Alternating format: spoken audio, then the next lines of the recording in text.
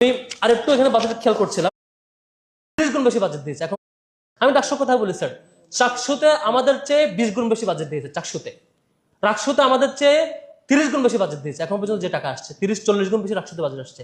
রাকসু, চাকসু, জাকসু প্রত্যেকটা রাষ্ট্রের অংশ, তারা যদি এখন পর্যন্ত অনেক গুণ বাজেট পায়, আমাদের কেন এখনো 25 লাখে আটকে যেতে হয় স্যার? নিশ্চয়ই এখানে কিছু একটা ঘটছে।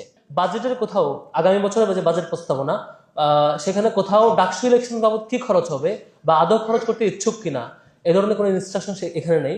আমি তো খুব দুঃখ পেয়েছি মাননীয় উপাচার্য স্যারের বক্তব্য শুনে, যে পুরো বক্তব্য জুড়ে কোথাও গত বছর একটা ডাকসু নির্বাচন হয়ে যাওয়া, যেখানে 2 বছর ধরে সিনিয়র অধিবেশন হচ্ছে না, 2 বছর পরে হয়েছে, গত বছর একটা সফল ডাকসু ইলেকশন হলো, এবং এবং আগামী ডাকসু কখন হবে সেটা নিয়ে ওনার কি চিন্তা, ওনার আজকের ঐতিহাসিক বক্তব্যে সেটা থাকবার প্রয়োজন ছিল। এ ধরনের কোনো ফিডব্যাক পাইনি, সেটা দুঃখ পেয়েছি। সামনে এটা আজকের অধিবেশনে ক্লিয়ার ইনস্ট্রাকশন পেলে ভালো হতো। ইভেন বাজেটের কোথাও আগামী বছরের যে বাজেট প্রস্তাবনা, সেখানে কোথাও ডাকসু ইলেকশন বাবদ কি খরচ হবে বা আদৌ খরচ করতে ইচ্ছুক কিনা এ ধরনের কোনো ইনস্ট্রাকশন এখানে নেই, যেটা খুবই অ্যালার্মিং। যেটা পরবর্তীতে হয়তো আমাদের শুনতে হবে যে আমাদের কাছে বাজেটটা, সেজন্য আমি ইলেকশন দিচ্ছি না, এমনটা শুনতে হলে খুবই এটা আফসোসের কারণ হবে। আমার মনে হয় সেটা আজকে এখানে সমাধান হতে পারে।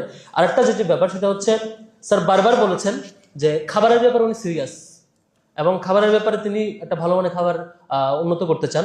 এখানে কোথাও কোনো পর্যায়ে হলের খরচে কিংবা ফ্যাকাল্টির খরচে কোনো পর্যায়ে কোথাও খাদ্য ভর্তুকি দিবে কিনা বা এটা কিভাবে ডিল করবে, এটা খরচ হবে কিনা, এটা কোনো ইনস্ট্রাকশন এখানে নাই। তারপরে একই সাথে স্যার হচ্ছে আমাদের ইসি মিটিং সহ বিভিন্ন জায়গায় আলাপ করেছেন যে রেজিস্টার বিল্ডিং কে তিনি একদম ডিজিটাল পর্যায়ে নিয়ে যেতে চান, পেপারলেস একটা রেজিস্টার বিল্ডিং করতে চান।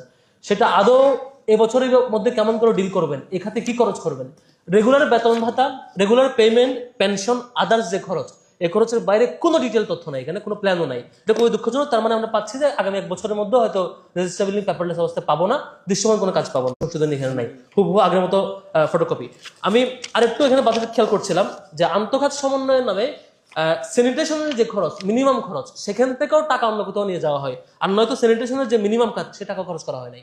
আপনি আমার কাছে মার্চ পর্যন্ত যে হিসাব, যেটা আমি মূল হিসাবটা সংগ্রহ করেছি, সেটা এই মার্চ পর্যন্ত হিসাবের মধ্যে স্যানিটেশনের যে খরচ, যে ফান্ড দেওয়া আছে, এখান থেকে 1 টাকাও খরচ হয় নাই।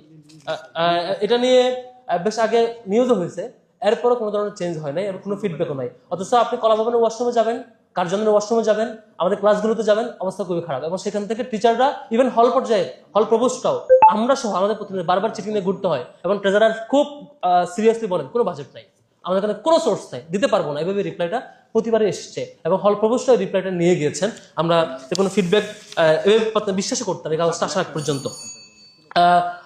স্যার পাশাপাশি আমরা যেটা একটা অ্যালার্মিং জায়গা ছিল যে আমাদের অসংখ্য শিক্ষার্থীরা বাইরে থাকে, বাইরে থাকবার কারণে আমাদের একটা প্রস্তাবনা ছিল যেসব শিক্ষার্থীরা বাইরে থাকে তাদের জন্য আবাসন ভাতার একটা চিন্তা করা বা এটার এক্সটার্নাল সোর্স থেকে চিন্তা করা। এখন পর্যন্ত সেটা অপর্যাপ্ত এবং যাচ্ছে তাই চলছে, কেউ পাচ্ছে কেউ পাচ্ছে না। ছেলেদের ব্যাপারে আমরা প্রস্তাবনা দিয়েছিলাম, সামগ্রিক বিষয়ে কোনো চিন্তা, মিনিমাম স্টার্ট করা, নিজেদেরকে ক্যাপাবল করার জায়গা। আমরা যদি শুধু রাষ্ট্রের কাছে দায় দিয়ে দিই স্যার, এখানে ট্রেজারারের বা বিশ্ববিদ্যালয় প্রশাসনের জায়গা থেকে ফান্ড কালেক্টরের কার দায়িত্ব? ম্যানেজ করাটা এটা ইউনিভার্সিটির দায়িত্ব, এটা ম্যানেজ করাটা ইউনিভার্সিটির দায়িত্ব, কনভিন্স করাটা ইউনিভার্সিটির দায়িত্ব, এবং খরচ করাটা ইউনিভার্সিটির দায়িত্ব। আমি কেমনে ম্যানেজ করবো এই জিনিসটা আমি না পেরে যখন শুধু রাষ্ট্রের প্রতি দায় দিয়ে দেবো, এটা খুব একটা ব্যর্থতা পরিচয় স্যার। এদিক থেকে আমার মনে হয় যে ক্লিয়ার করা দরকার, আমাদের অ্যাপ্রোচের ইন্টেন্সিটি কেমন ছিল, আমাদের অ্যাপ্রোচটা পারফেক্ট ছিল কিনা, না আমাদের কোনো অক্ষমতা আছে যে রাষ্ট্রকে আমরা কনভিন্স করতে পারছি না। আমি রাষ্ট্র কথা বলি স্যার, চাকসুতে আমাদের চেয়ে 20 গুণ বেশি বাজেট দিয়েছে চাকসুতে, রাকসুতে আমাদের চেয়ে 30 গুণ বেশি বাজেট দিয়েছে। এখন পর্যন্ত যে টাকা আসছে 30-40 গুণ বেশি রাকসুতে বাজেট আসছে। রাকসু, চাকসু, জাকসু প্রত্যেকটা রাষ্ট্রের অংশ, তারা যদি এখন পর্যন্ত অনেক গুণ বাজেট পায়, আমাদের কেন এখনো 25 লাখে আটকে যেতে হয় স্যার? নিশ্চয়ই এখানে কিছু একটা ঘটছে। ঠিক সেম ভাবে প্রত্যেকটা জায়গায় শুধু গভর্নমেন্টের কাছে দায় দিয়ে দিয়ে যদি আমি দায়মুক্তি চিন্তা করি, এভাবে 40,000 শিক্ষার্থী এবং হাজার হাজার শিক্ষক যদি ভিকটিম হয়, এটা খুবই দুঃখজনক। আমি আপনার কাছে বিনীত অনুরোধ করবো, নিশ্চয়ই আপনার সাথে সরকারের খুব ভালো সম্পর্ক নিশ্চয়ই রয়েছে, এবং সরকার ঢাকা বিশ্ববিদ্যালয়কে প্রায়োরিটি দিন, আমি বিশ্বাস করতে চাই। বাকিটা আমাদেরকে ফাইন্ড আউট করা দরকার, এই ব্যর্থতা কোথায় এক্স্যাক্টলি কার, কেন এবার এটা বারবার করছে, কেন এবার শিক্ষার্থীদের স্যানিটেশনের মিনিমাম খাতকে টান দিয়ে আমাকে আরেক জায়গায় খরচ করতে হয়, কেন শিক্ষার্থীদের যে মিনিমাম যে খাতগুলো অথবা শিক্ষকদের যে গবেষণা পদ্ধতি টান দিয়ে আরেক জায়গায় খরচ করতে হয়।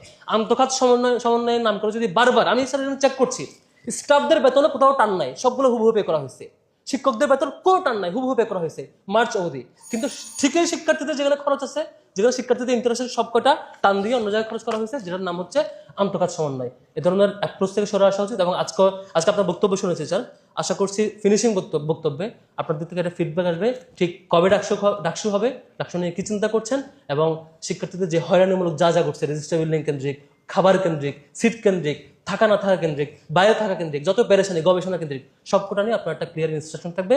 বাজেটে আন্তঃখাত সমন্বয়ের নামে এরকম টানা হেঁচড়া হবে না, বরং অন্য কোথাও থেকে টেনে এখানে অ্যাডজাস্ট করা হবে। ধরুন একটা ঘোষণা আপনার কাছে নিশ্চয়ই পাবো, এবং আপনাকে নিয়ে আমরা একসময় গর্ব করে বলবো আমাদের এই স্যার পরিবর্তন করেছিলেন। এমনটা বলতে পারি, এমনটাই চাই। আসসালামু আলাইকুম।